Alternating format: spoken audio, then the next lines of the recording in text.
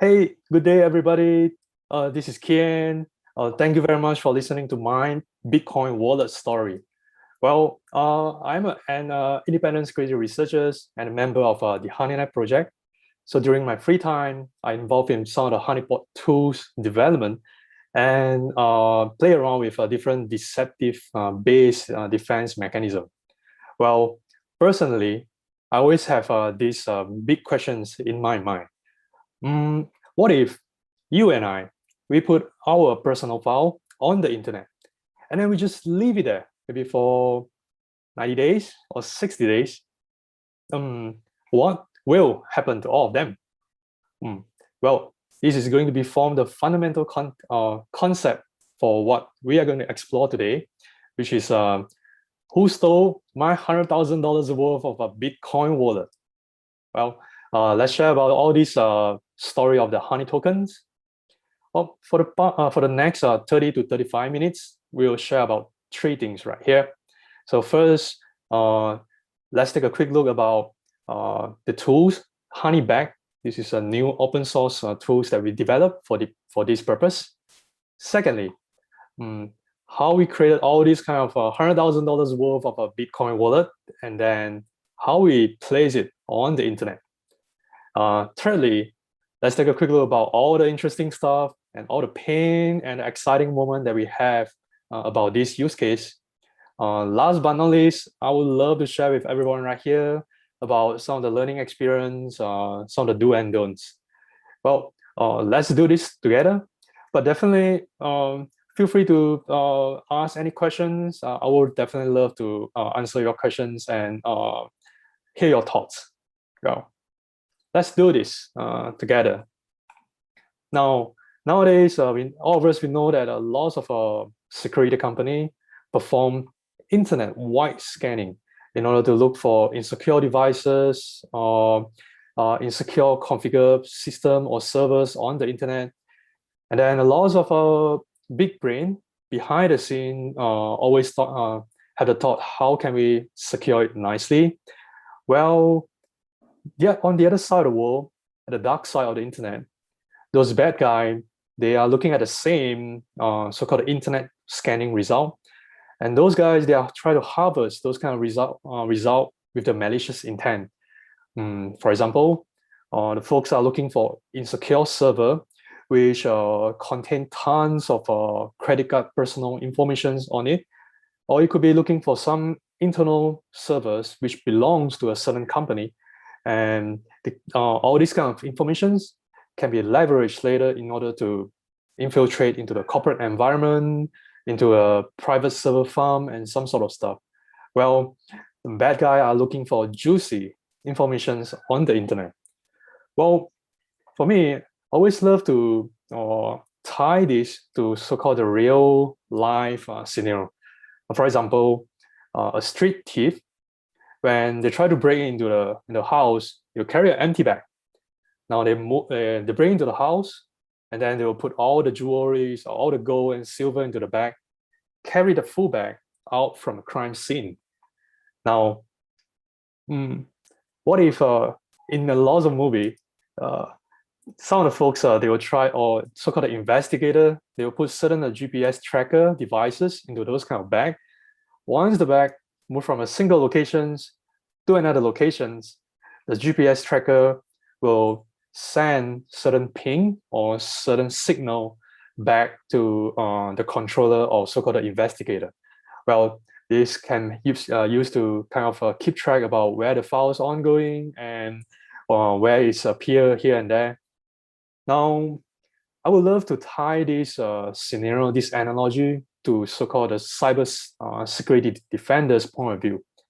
As a honeypot researchers, honeypot hobbies, I always think that if anything that we can do in this case, in terms of cyber defenders point of view, what if we can put certain bait or bait files into those kind of bag, and wherever the file gets stolen over in the internet, it will send us certain informations afterwards. Now, this concept is not brand new. This is about HoneyToken, it's about bait, it's about breadcrumb. There are multiple terms which popular in the industry right now. Well, it was still back to the same fundamental concept, which is about the bait. Yeah. Let's take a quick look together about a real life example, which are back in 2017. I came across with this public blog, which posted by a very well-known security guru, Mr. Didier Stevens, on Sense blog. Back in 2017, he observed these very interesting observations. Someone, or I would say that the bad guy, tried to pickpocket Bitcoin wallet from his web server. Back in 2017, end of 2017, Bitcoin price was all-time high. Well, I mean, that was back then. If I remember correctly, the Bitcoin price was around 19,000 US dollar per Bitcoin back in 2017 again. Yeah. Oh, at that time, Mr. Didier Stevens observed that some of the, there were a lot of internet scanning activities. People try to pickpocket Bitcoin wallet from his web server. And these patterns, it came back from time to time over a few months. One thing that really catch our attention is the picture that he posted on the blog. This is the web server log. Personally, I would love to say that this is a very beautiful and very sexy web server log. In brief, a bad guy continuously hitting on his web server log. He's trying to try his luck by guessing those kind of correct crypto wallet found name, with the hope that there are some crypto wallet appear or located on this web server. Now, how can we read this correct easily? The first column will be the IP address. The second columns will be the date and the timestamp, followed by the HTTP GET method, followed by the URL as well with the HTTP response. Over here, we'll be seeing a lot of HTTP 404 not found response. And last but not least, followed by the data size and the user agent. Or some guy just continue to try his luck, try to brute forcing or guessing different Bitcoin wallet found name. In this case, of course, he was hit with a loss of 404 not found HTTP error code because there was no any Bitcoin wallet over there. Well, the things that catch our attention the most is the patterns of the brute forcing activities, or the pattern of the by guessing those kind of crypto wallet found name. Now, just for context, for a common in a common practice, crypto wallet could be named as wallet.dat or wallet_backup.dat. In this case, bad guy try to look for a zip file which contain the crypto wallet. In this case, they're looking for the files with the file name called wallet.zip or backup/wallet.zip. Now, as a honeypot researchers or the honeypot hobbies, is anything that we can do right here? Can we try to feed the bad guy with the data that they need, and then with the fake content in it, and eventually this zip file or this data that are accessed by the bad guy, and it will send us certain informations about the bad guy behind the scene.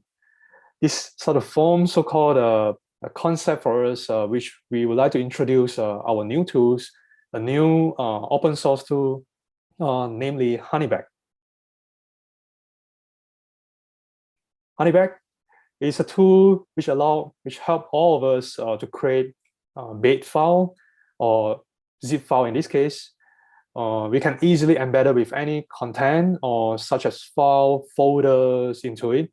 If someone access it, it will notify you and it will notify us. Yeah. The main goal for Honeybag is to definitely about the notifications. We would like to let this so-called bait sitting quietly over there, if someone accidentally or intentionally access it, it will notify us. We hope that this can be helpful for our security community in terms of the cybersecurity defense point of view, and we hope that this can be useful for data breach detections, deceptive defense-based mechanism. Let's take a quick look together about how Honeybag works. In an easiest way, Honeybags will contain 3 different components. It will be pretty easy to use in this case. So the first component will be this Honeybag command line client, which you have seen on the screen right now. The second component will be the Honeybag simple DNS server. For the third component, we can set up responder in order to work together with Honeybag. These few components can work well in each other's. Eventually this can give us a good result. Well, I would say that what you have seen on the screen right here, this is just a simple Python script for our Honeybag client. We can easily generate a base zip file with any embedded files and folders into it.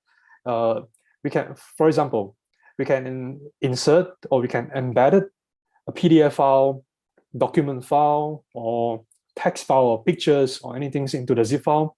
And Honeybag clients will generate so-called a final zip file for us. Now, I would like to shift gear a bit.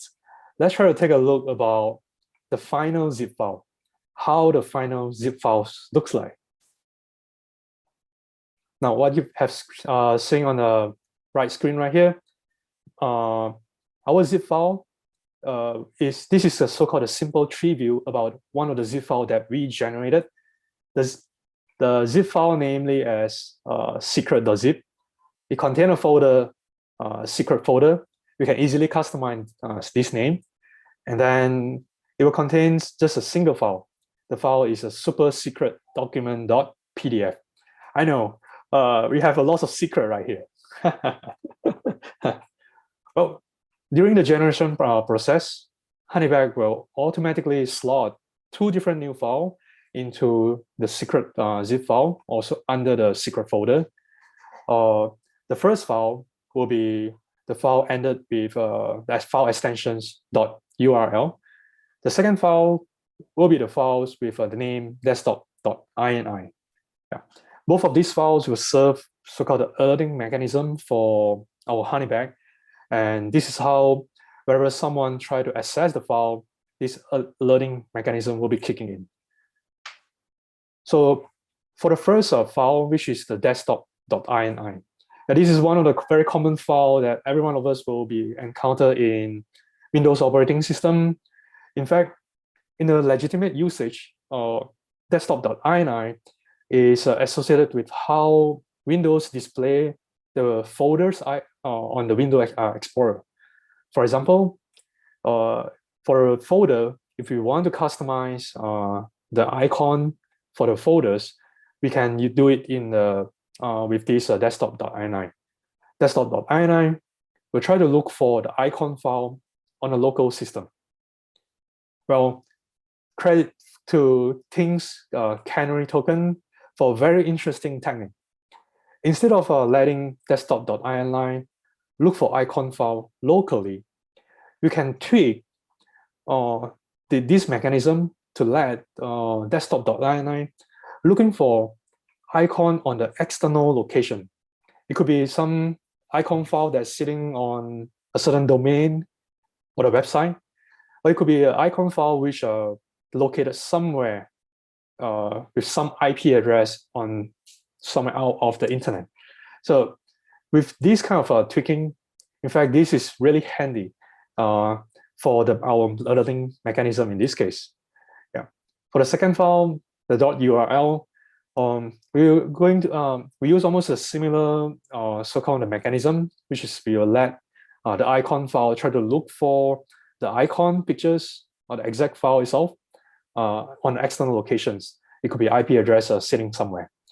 Now, we have this secret zip file on hand, and once we place it somewhere on the computer networks, or it could be the internet. What if a bad guy get this file, the secret.zip file? Now he try to unzip the zip file and click into the folder. What will happen in this case? In this case, Honeybag, the zip file will trigger two alerts. The first alert will go to our Honeybag simple DNS servers, and then the second alert will be go to the responder, which we set up. We can set it up on which hosted on a certain IP address on the internet. Now, for the first, for the Honeybag simple DNS component, DNS server component, DNS server will listen on the DNS traffic. It will perform a certain logging with just simply on the SQLite database. In this case, we will start to collect some information such as the computer name, the username, the domain name from the Windows machines, which used to access or used to unzip and open our zip file. Well, for the responder perspective, we can collect maybe it could be source IP address, the username, computer name, and if we're lucky enough, we will able to get some NTLM v2 hashes or NTLM hashes in this case. Now, this is going to be a small little pieces of the information here and there, IP, source IP address, but eventually all these informations, they can gel out together and it can form a very beautiful and very useful investigation picture for all of us. Now, a little bit caveat right here, for our alerting mechanism to work, desktop.ini and the .url file, both of them, they are more applicable for Windows operating system as for now. Well, let's take an example. If someone try to get, able to get a secret.zip file, and he or she open it and access it in Linux or in a OS X, Mac OS X environment, we will not able to receive any alerts as for now. Yeah, we are always looking for new idea, new techniques which we can apply the alerting mechanism for Linux and OS X machines. So if you came across with any of these interesting technique or new idea, feel free to reach out to us. We would like to hear about this, and hopefully we can implement this in the Honeybag. And for this, it's an open source tool, so hopefully it can be useful for our community, and especially in terms of the cybersecurity, cyber defenders point of view. Yeah. Now, things are getting interesting.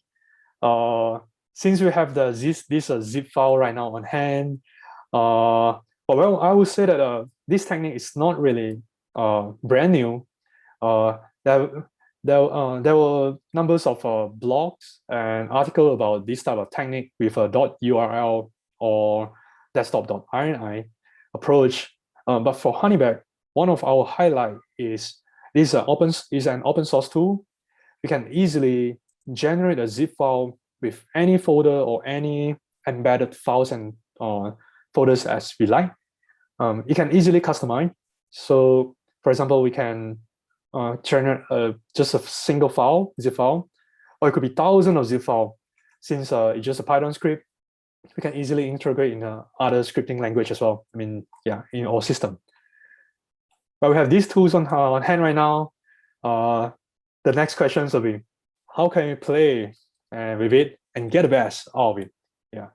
Well, we have a lot of thoughts, a lot of discussions. How can we create this kind of use case? And we came across with this very interesting idea. Everybody gonna love Bitcoin wallet, yeah? So what if we place $100,000 worth of a Bitcoin wallet and we just leave it there on the internet for 90 days? What will happen to all of them? Well, after we had this idea, I came across with a very huge roadblock. Personally, I don't have $100,000 worth of Bitcoin wallet on my hand. Now, if anyone would like to donate this $100,000 worth of Bitcoin wallet to me or Bitcoin to me, thank you very much in advance. Well, after we searching around, and then we came across with this very interesting alternative, namely Bitcoin Testnet, which is a BTC Testnet. We prepared 10 Bitcoin wallet, and each of them was unprotected, and each of them contain one BTC Testnet in this case. Well, there are some differences between BTC Testnet and BTC, which is Bitcoin. BTC Testnet is meant for testing purposes. It's very useful for lots of blockchain developers or wallet or crypto applications developers, because the BTC Testnet and BTC, they are using the same mechanism at the back. But well, BTC Testnet, it doesn't associate with any real value, for example, tied to any currency value, while Bitcoin itself is associated could be to the currency such as the US dollar in this case. While we are looking at the addresses, the BTC Testnet and BTC addresses, they prefix with a so-called different prefix at the front of each addresses. In terms of the wallet perspective, for me, they look pretty similar. Yeah, we can use some similar crypto wallet application to open it. But the best things about BTC Testnet, they are freely available on the internet. We can get it freely from different faucets on the internet. But if you go for the same approach, I would really suggest that once we finish use it for the different use cases, please transfer it back to the faucet so other developers or other members, anyone in the community can use it later. Yeah. So we have this use case back in early 2020. During that time, one BTC, one Bitcoin will be equivalent to around $10 US. Yeah. I want to bring up this this wallet, the terms. In a human psychology perspective, wallet is something always interesting. It's a placeholder for valuable, such as cash, note, credit card, or identifications or cards, which will be appear in a wallet. In real life, what if someone encounter this wallet on the streets or on the desk in a restaurant? Will someone take it and try to contact the owner, or will someone just take it and take all the cash out of it? Yeah. So what if we leave all our 10 Bitcoin wallet on the internet? What will happen to all of them? So we decided to put all these 10 Bitcoin wallet on the multiple open directory servers, web servers on the internet. We just let them sitting quietly over there. We just want to wait for things to happen. Of course, we try to make this web server looks real. So we put a lot of many personal info files on the web server, bunch of documents over there. So the web server looks kind of pretty real in a sense. Now, once we have all this kind of setup, what we really expect is this full screen of very sexy and very beautiful web server log. And we really expect that different vectors or different tractors or different bad guys try to fight with each other's for our Bitcoin wallet. We hope that they can keep continuously grab different copy of our Bitcoin wallets from our web server. This is our expectations. Well, in reality, it's so disappointing. Our web server is just simply quiet for the first 30 days or 35 days. From time to time, we have seen some cats and flies. We see that and say hi. If you're lucky enough, we may come across with a Google bot or Bing's bot talk to us. This could be due to the reason that this is pretty new web servers that which appear on the internet.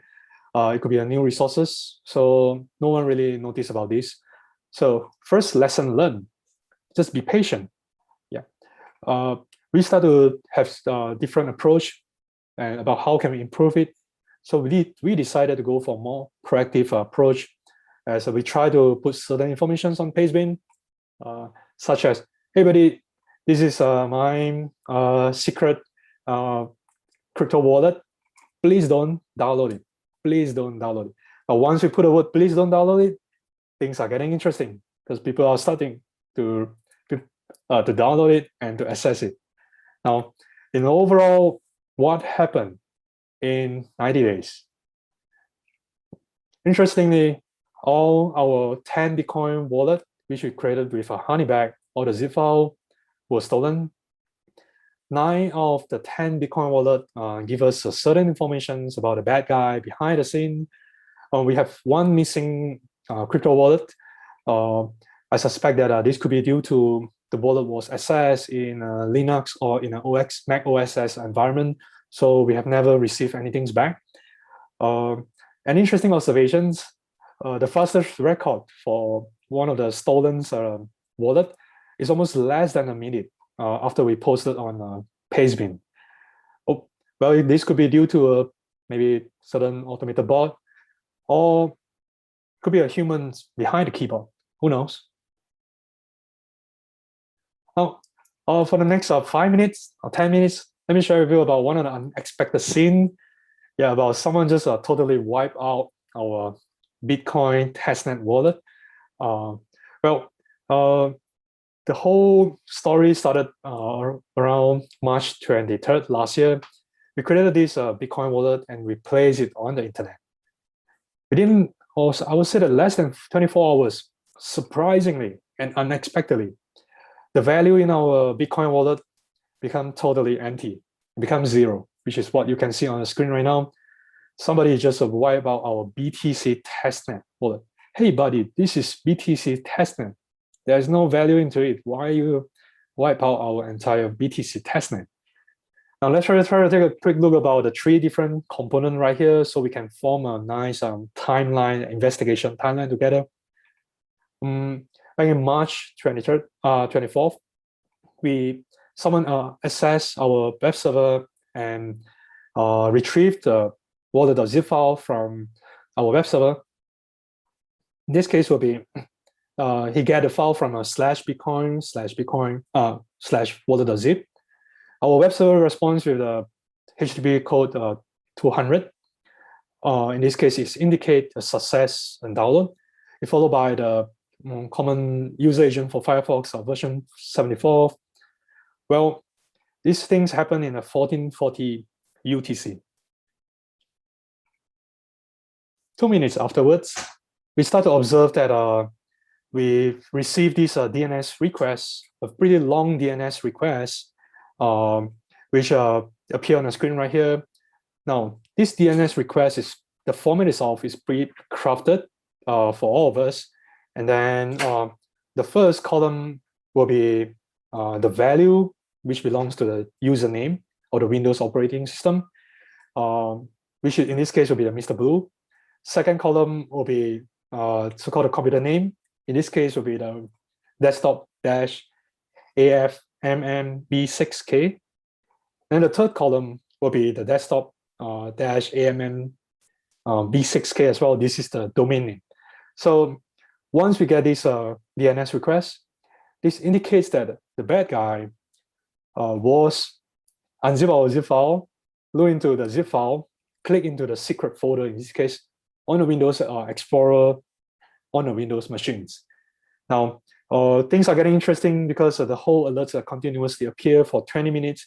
Now, we realize that the folks is trying to looking into our crypto wallet for around 20 minutes during the time.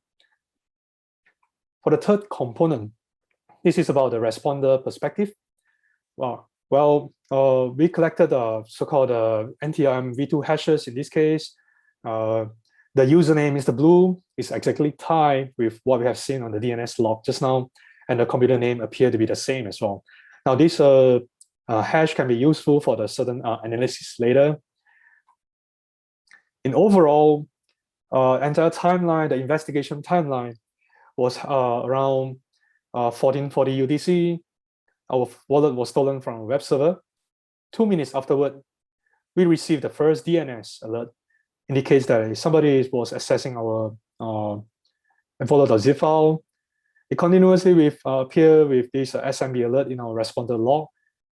Well, 35 minutes from the first moment our wallet.zip file gets stolen, Mr. Blue wiped out our Btc Testnet wallet.